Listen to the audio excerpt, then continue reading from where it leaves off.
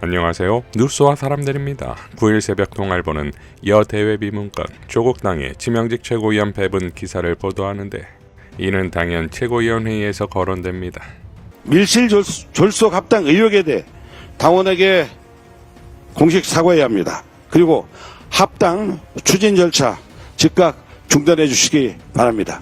그야말로 이 문건이 사실이라면 밀당을 한 겁니다. 합당 밀약이죠. 저는 이 부분에 대해서 전적으로 대표가 책임져야 된다고 생각합니다. 이에 정청래 대표는 이렇게 발언했습니다.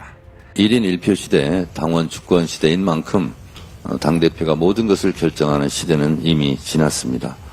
당원들의 의사결정을 존중하고 올바른 방향으로 나아갈 것을 당원들의 의견을 들으면서 다듬어 보도록 하겠습니다. 오늘 아침 출근길에 동아일보 기사를 보면서 제가 깜짝 놀랐습니다. 정식 회의에 보고되지도 않고 또 논의되지도 않고 실행되지도 않았던 이런 실무자의 작성 문건이 유출되는 일종의 사고가 있었습니다. 이 부분에 대해서는 사무총장께서 누가 그랬는지 엄정하게 조사해 주시고 이 부분에 대해서는 책임을 좀 물어야 되지 않을까 그런 생각이 듭니다.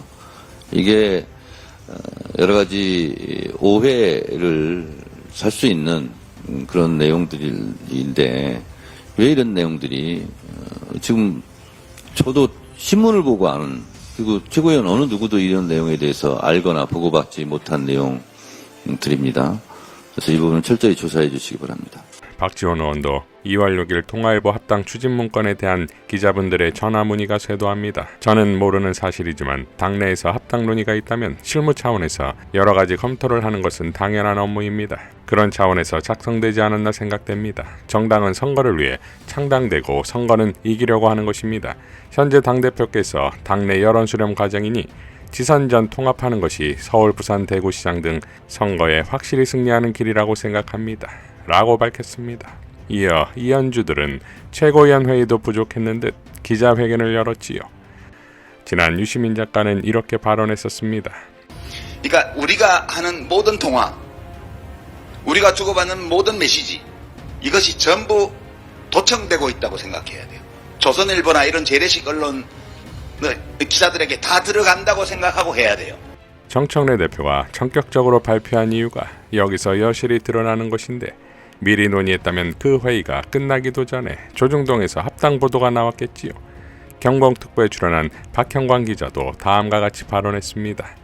근데 그게 어떻게 됐든 사실은 합당 제안이 있고 난 다음에는 당연히 그 시나리오를 여러 개 짜고 보고서를 만들어 둔다는 거는 크게 이상할 건 없다. 그렇죠. 네. 라는 게 이제 사실 당 지도부의 의견이기도 하고 예. 그러니까 오늘 또 당 지도부의 인사와 만나서 얘기를 좀 했는데 네. 진짜 그게 사실 왜 문제가 될 거냐라는 입장 하나 네. 그리고 오히려 이건 제가 정청래 대표를 옹호하는 게 아니고 이제 그분의 얘기를 전하면 그렇기 때문에 사실 정청래 대표가 그런 방식으로 합당을 제안할 수밖에 없었다. 이게 무슨 말이냐면 지도부에서 논의가 되면 내부에서 논의하고 토론하고 결론이 나야 되는데 그러기 전에 언론에 나온다는 거예요.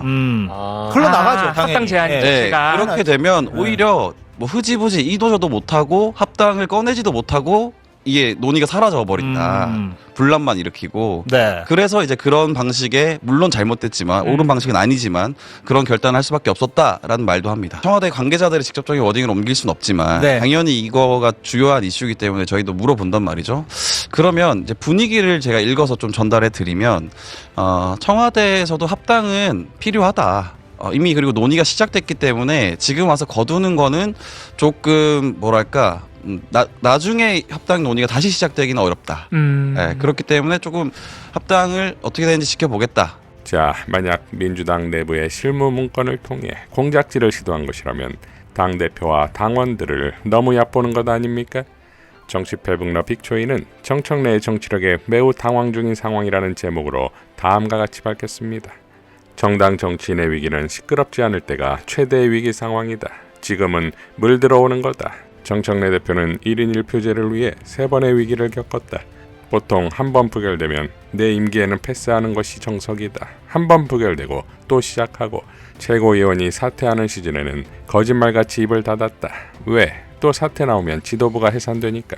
다시 최고위원이 충원되자마자 1인 1표 조국 합당을 연타로 들고 나왔다. 1인 1표는 통과되었고 이제 합당만 남았다. 정청래 대표 스타일 모르겠는가? 100% 통과시킨다. 설날까지만 그냥 저냥 토론 모두 하면 되거든. 설날 이후에는 반대파들의 동력은 끝난다. 왜? 지금도 당원투표 자체는 반대를 못하고 있잖아. 당원투표는 당대표의 권한이다. 정청래만 많이 보다가 정청래 정치력에 매우 당황하고 있다. 밀어붙이다 힘 빼다가 반발하면 주춤하면 또 밀어붙인다. 비주류 20년 내공의 빛을 발하는 것이다. 불과 2년 전 조국의 등장을 가장 싫어했던 건 국힘이었다. 댓글 가장 열심히 달고 있는 건 어디겠는가. 이 합당은 100% 된다. 라고 단언했습니다. 자, 그러니까 이현주들이 이러면 이럴수록 정청래는 서사를 얻게 되는 것이고 정작 본인들의 출구를 본인들이 없애버리는 꼴이 되고 있습니다. 그리고 반대파들이 괘씸한 건 당원 주권 정당에서 당원의 뜻대로 하자는 자들이 없다는 거지요. 문제를 그토록 심각하게 본다면 당원의 심판을 받으면 될 것이고 전당원 투표로 이를 확인하면 되는 것인데 그것이 안 된다는 건 이미 합당을 당원들이 찬성할 것이라는 걸 본인들도 아는 것 아니겠습니까? 그러니 공화정이 된 민주당에 귀족정의 귀족들이 상황 파악 못하고 설치고 있다 이겁니다. 유시민 작가 일갈로 마무리하겠습니다. 제일 많이 날아가는 게 이제 귀족정에 집착하는 사람이 날아가는 거예요. 그러니까 이 당원들 공화정이라는 거는 우리 대한민국 주권이 국민에게 있는 것처럼 당의 주권이 당원에게 있다는 걸 받아들이는 걸 말하는 거예요. 이 당원이 의사결정권을 행사하는 것이 늘 좋은 결과를 가져오는 건 아니에요. 때로는 좋지 않은 결과를 가져오기도 해요. 그러나 우리가 소수가 결정하는 것보다는 다수가 결정하는 것이 더 나은 결정을 할 가능성이 높다고 우리가 인정하기 때문에 이 공화정을 하는 거잖아요. 이 공화정의 그 당내에서 공화정의 정신을 실현하는 것이 당내 민주주의인데 이 원칙에 위배되는 정치인들은 다 날아갑니다. 대의원의 특권을 폐지하는 1인 1표제 이런 거 하잖아요. 그 대의원의 투표권이 수십 배, 이렇게 옛날에는 수백 배 됐고요. 일반 당원에. 이게 군주정의 잔존물이에요. 근데 이게 집착하는 사람들 있잖아요. 있죠. 이게 왜 집착하겠어요? 자기가 과두 지배자 또는 귀족이 되고 싶어서 그런 거예요.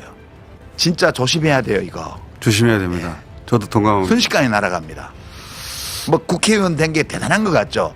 별거 아니에요. 당원들이 외면하면 그냥 끝나는 거예요. 지금 이렇게 무슨 왜 내한테 미리 얘기했냐 내가 성질 내면요. 이게 민주당 정치인들 잘 보셔야 돼요. 당대표나 당 지도부를 비판하는 거 언제나 필요한 일이에요.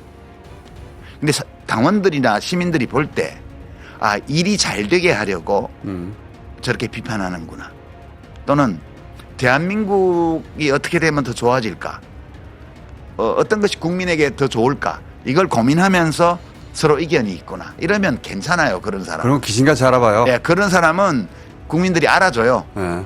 근데 기분 나빠. 그래서 자기 감정을 못 이겨가지고 화가 나서 공격한다든가 또는 알량한 자기 이익을 위해서 한다든가 이런 인상을 주면 그 다음 차례로 날아가거든요. 그게. 그거 잘 알아본다니까요. 네, 지금 위험 수위에 와 있는 정치인들이 여러 보여요. 이상 뉴스와 사람들이었습니다. 시청해 주셔서 감사드립니다.